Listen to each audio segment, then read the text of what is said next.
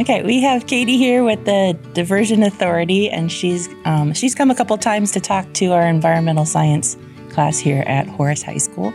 And today she's here just to talk to you guys about her job as an environmental engineer, and kind of what her past kind of has looked like and how she got to that point, as well as answer questions that you guys have, since I know that's something that you guys are interested in.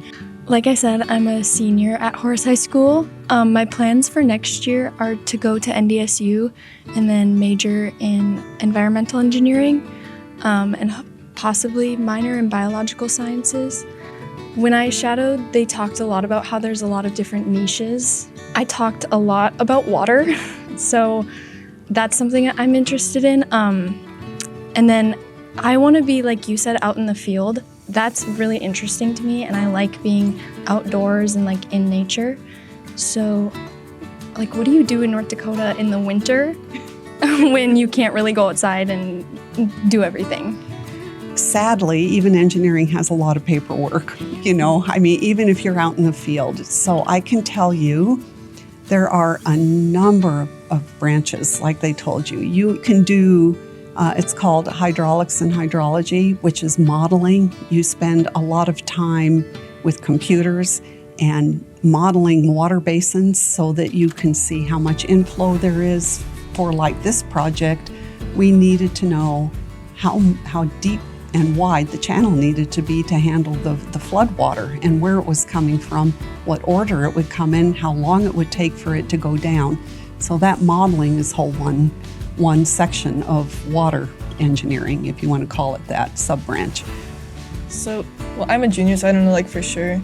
But right now I kind of want to go to the University of Illinois Urbana-Champaign for environmental engineering, but kind of focusing more on climate change and making processes more environmentally friendly. So, I don't know, I guess I was wondering if you knew anything sort of in those regards. I know that they've been digging a lot of ditches, and so they were talking about, we're going to dig this holding pond, but then where our soil's mostly clay, right?